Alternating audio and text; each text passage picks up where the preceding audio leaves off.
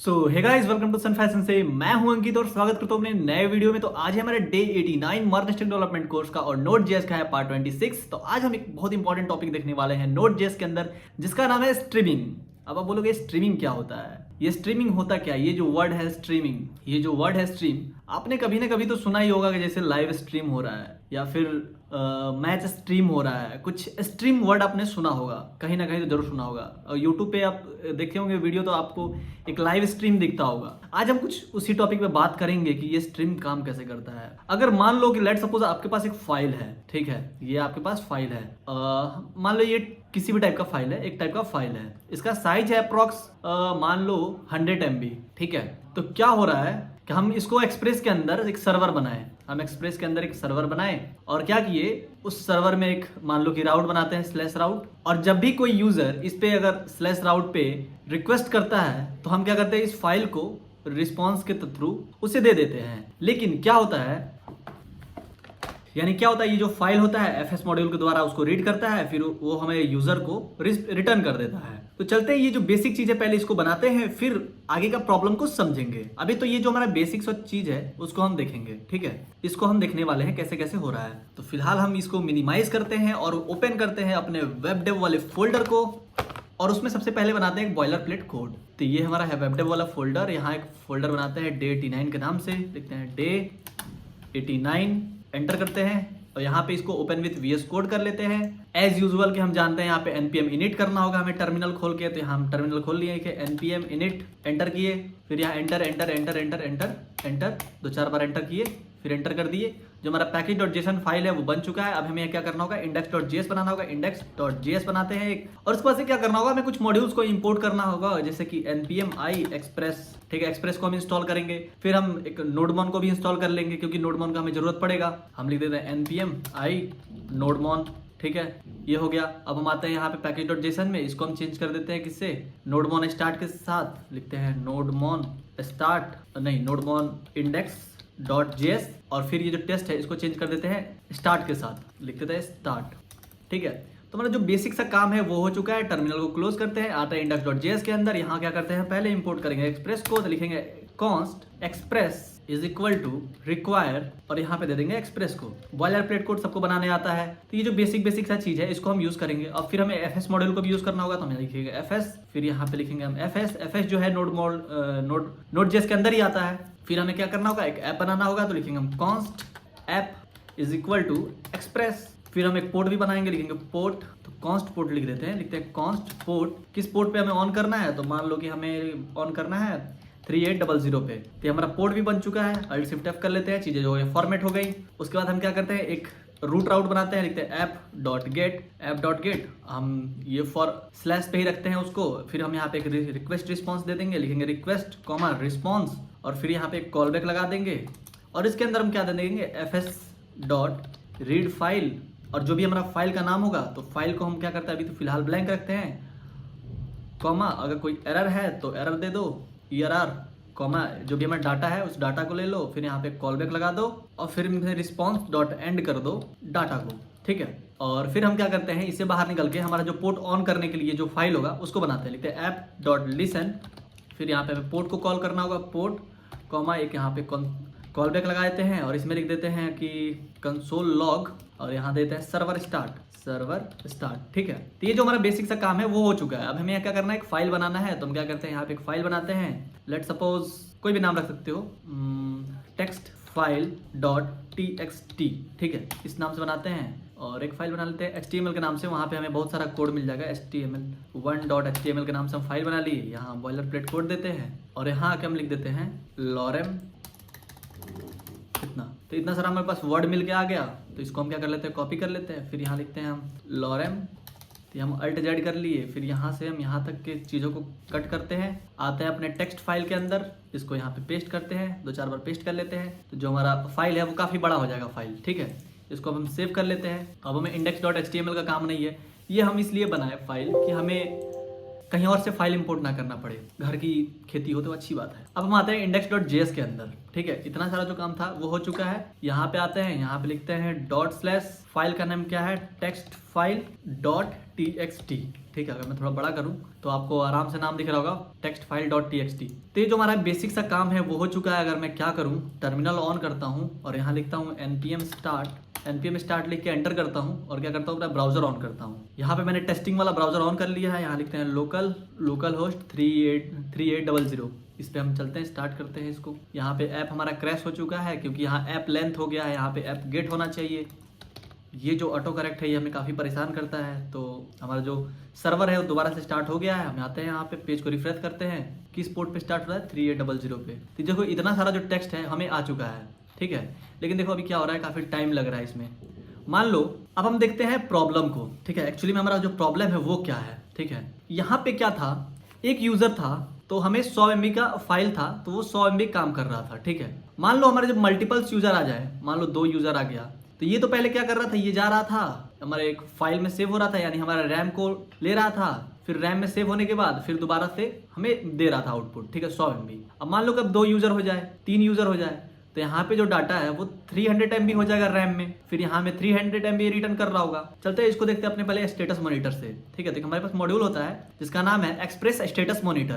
तो इसको इंपोर्ट करते हैं और इसको यूज करते हैं, ठीक है। तो हम यहाँ से इसको पहले इंस्टॉल कर लेते हैं, npm install express status monitor. इसको हम कॉपी करते हैं, आते हैं VS कोड के अंदर, यहाँ पे हम Ctrl+C करके इससे बाहर निकलते हैं और यहाँ पे इसको पेस्ट करके इंस्टॉल करते हैं। थोड़ा सा टाइम लगेगा, इंस्टॉल हो जाएगा, घबराने की बात बिल्कुल भी नहीं है। तो जो फाइल है वो इंस्टॉल हो चुका है। हम लिखते हैं npm स्टार्ट, यहाँ पे स्टार्ट कर लेते हैं। अब क्या करते हैं कि पहले जो हमने इसको इंपोर्ट कर रखा है, जैसे package.json के अंदर आते हैं, तो हमारे पास एक्सप्रेस स्टेटस मॉनिटर आ चुका है। इसको हम चलते हैं, यूज़ करते हैं। इसको हम यहाँ से कॉपी कर लेते हैं और index.js के अंदर आते हैं और इसको पहले इंपोर्ट करते हैं। लिखते हैं const स्टेटस, कुछ भी आप नाम दे सकते हो, स्टेटस रिक्वायर करो। तुम किसको रिक्वायर करोगे, इसको एक्सप्रेस स्टेटस मॉनिटर को। उसके बाद हम एक और यूज़ करेंगे, यहाँ पे लिखेंगे app.use status, ठीक है।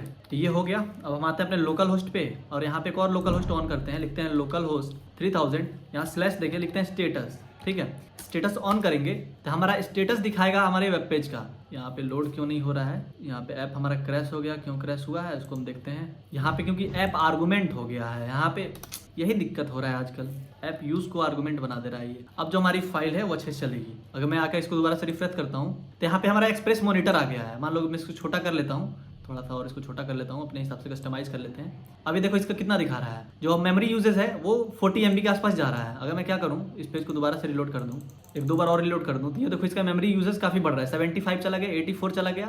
और मैं क्या करता हूँ, और भी रिलोड कर देता हूँ इसको बार बार। इसको मैं नीचे स्क्रॉल करता हूँ, इसका जो मेमोरी यूजेज है काफ़ी ज़्यादा बढ़ रहा है, ठीक है। क्योंकि ये जो फाइल है अप्रॉक्स 4-5 MB का है, ठीक है।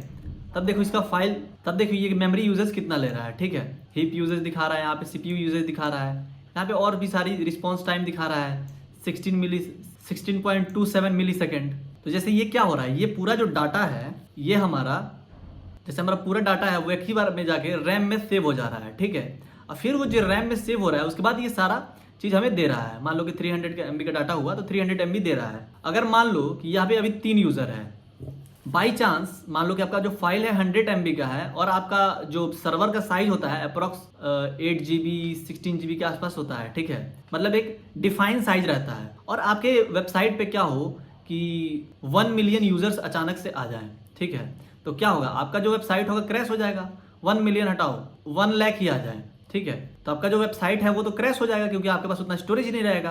तो उसको आप क्या कर सकते हो, स्ट्रीमिंग की मदद से इस प्रॉब्लम को सॉल्व कर सकते हो। अब स्ट्रीमिंग क्या होता है, मान लो ये जो स्ट्रीम है वो एक्चुअली में होता क्या है। तो स्ट्रीम एक ऐसा चीज है जैसे कि मान लो कि यहाँ से डाटा आ रहा है, ठीक है, ये जो पूरा डाटा है उसको कुछ कुछ पार्ट्स में तोड़ के आपको देते जाएगा, ठीक है। अब वैसे वैसे आपको लोड होते जाएगा। जैसे आप YouTube पे वीडियो देख रहे हो, ये भी एक स्ट्रीम हो रहा है। कैसे, तो मैं FS को बोलूंगा, जो FS मॉड्यूल है उसको बोलूंगा कि तुम क्या करो, इसको रीड मत करो। जो पूरी तरह से पहले रीड कर ले रहा था, सबको मतलब कह रहा था कि जैसे तुम हो, तुम पूरा आओ, तुमको हम पूरा पढ़ लेंगे, उसके बाद हम सामने वाले को देंगे, क्लाइंट को रिस्पॉन्स देंगे। तभी क्या करो, तुम रीड मत करो, तुम स्ट्रीम करो। अब ये स्ट्रीम कैसे होगा, तो ये क्या करेगा, ये जो फाइल है, ये जो पूरा फाइल है, इसमें से क्या करेगा, कुछ कुछ पार्ट्स तोड़ के लेगा। इसको क्रंचेस कहते हैं, ठीक है, चंक कहते हैं इसको पूरा, ठीक है।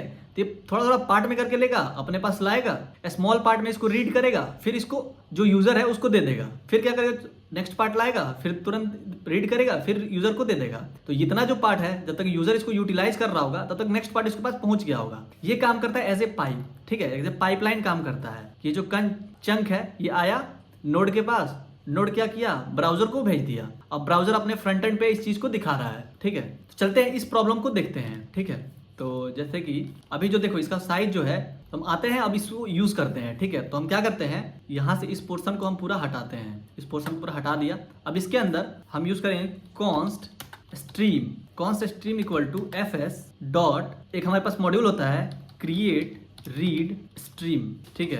अब ये जो क्रिएट रीड स्ट्रीम है इसको हम यूज करेंगे। उसके बाद हमें किस पे स्ट्रीम करना है वो लिखना है, स्ट्रीम ऑन, तो किस पे स्ट्रीम करना है, तो हम स्ट्रीम ऑन लिखेंगे। फिर किस पे हमें स्ट्रीम करना है, तो डाटा पे स्ट्रीम करना है, तो हम लिखेंगे डाटा, फिर कॉमा, तो किस फॉर्म में भेजना है, तो चंक के फॉर्म में भेजना है। फिर हम यहाँ पे क्या देंगे, इसमें एक कॉल बैक लगाएंगे और इसमें दे देंगे रिस्पॉन्स डॉट राइट और इसको कर देंगे चंक, ठीक है। अल्ट शिफ्ट एफ कर दिया, फिर यहाँ से बाहर निकलेंगे। फिर हमें एंड भी तो करना होगा, तो हम यहाँ लिखेंगे स्ट्रीम डॉट ऑन और यहाँ दे देंगे हम एंड, स्ट्रीम डॉट एंड कर देंगे, स्ट्रीम डॉट ऑन और इसको एंड दे देंगे, यहाँ पे फिर रिस्पॉन्स एंड भी कर देंगे, ठीक है। इसको हम सेव करते हैं। अब इसको हम सेव कर लेते हैं, दोबारा से हमारा जो सर्वर है वो स्टार्ट हो चुका है।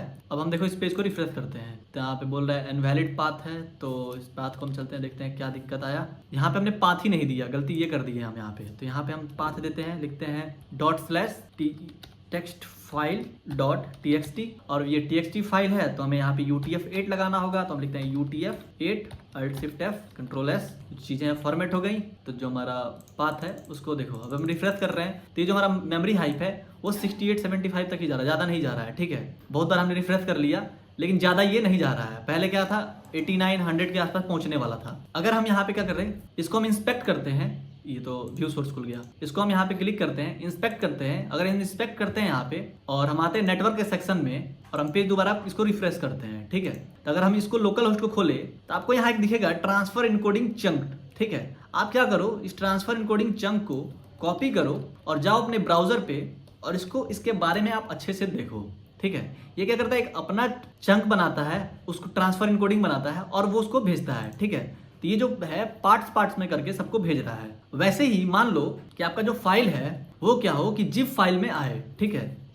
कि मान लो आपके पास जो फाइल है वो 100 MB का है और ये पहले जिप हो रहा है, तो मान लो ये जिप हुआ तो ये 100 MB और स्टोरेज लिया। तो अगर मैं नॉर्मल केस बता रहा हूँ तो फिर उसके बाद क्या हुआ कि ये ब्राउजर को डाटा भेजा तो 100 MB में डाटा गया, ठीक है। तो ये 2 बार हुआ यहाँ पे। तो ये क्या हुआ कि सब मिला के हमारा जो रैम में जो स्टोरेज हुआ, रैम में जो डाटा सेव हुआ वो 200 MB का हो गया, यानी 200 MB स्पेस ले लिया। अगर ये इसको राइट करता है तो ठीक है। अगर मान लो चलो ये जो नॉर्मल MB था इसको हम क्या किए, स्ट्रीम कर दिए, मान लो इसको हम कर दिए स्ट्रीम कर दिए, लेकिन फिर भी ये जो स्पेस है ये क्या होगा, ये तो जिप के फॉर्मेट में रहेगा ही। तो इसको भी कम करने के लिए मान लो कि हमारा जो यूजर है वो एक जिपर यूज करता है और पहले फाइल को जिप करता है तब भेजता है, तो उसको हमको यूज करने के लिए, उसको उस प्रॉब्लम को सॉल्व करने के लिए हम क्या करेंगे, यहाँ पे एक इनबिल्ट मॉड्यूल आता है उसको इंपोर्ट करेंगे। तो सीधे इसी कॉपी कर लेते हैं, इसको हम यहाँ से हटा देते हैं। देखिए हमारे पास मॉड्यूल होता है जेडलिब के नाम से, ठीक है, उसको हम यूज करेंगे। तो लिखते हैं जेडलिब, ठीक है, अल्ट शिफ्ट एफ और यहाँ यूज करके करेंगे fs dot create read stream. जैसे यहाँ पे आपको सजेशन मिल ही रहा होगा, क्रिएट रीड स्ट्रीम और फिर यहाँ पे जो फाइल का नाम है /text file .txt, ठीक है। अब इसको क्या करना है, पाइप करना है, लिखते हैं डॉट पाइप किससे करेंगे, तो जेडलिब से, तो जेडलिब डॉट, उसके बाद से हम क्या करेंगे यहाँ पे क्रिएट gzip कर देंगे, ठीक है, क्रिएट gzip। उसके अंदर एक और पाइप करेंगे, लिखेंगे डॉट पाइप और फिर यहाँ दे देंगे fs डॉट क्रिएट। अब यहाँ रीड स्ट्रीम नहीं, राइट स्ट्रीम करना होगा हमें, ठीक है। तो हम यहाँ आते हैं, इस रीड को चेंज कर देते हैं राइट के साथ, राइट स्ट्रीम। तो इसको तुम चेंज कर दो, किस में चेंज करोगे, तो राइट स्ट्रीम तुम करो डॉट स्लैश यहाँ पे जो फाइल का नाम है टेक्स्ट फाइल .zip में चेंज कर दो। यहाँ पे हमने जीपर बना रहा है एक्चुअली में, ठीक है। अल्ट शिफ्ट एफ करते हैं, चीज़ें फॉर्मेट हो गई, हम दोबारा से चीज़ों को सेव करते हैं। जब ये रन हुआ तो यहाँ पे हमारा एक जिप फाइल भी बन चुका है, तभी भी ये आराम से हमारा काम कर रहा है, ठीक है। अगर हम पेज को रिफ्रेश करें तो हमारा नॉर्मली जो चीज़ें हैं वो चलेंगी। तो यहाँ पे एक्चुअली में हुआ क्या, हम पहले स्ट्रीम किए इसको, फिर यहाँ से जो डाटा आया उसको जिपर में डाले और जिपर से डायरेक्ट हम यूजर को भेज दिए। तो ये हमारा काम जो है आसानी से हो गया। ठीक है, तो आई होप ये वीडियो आपको अच्छा लगा होगा। अच्छा लगा तो प्लीज लाइक करना, चैनल पर नया तो सब्सक्राइब करना। मिलता है नेक्स्ट वीडियो में। Tata, bye bye, good night.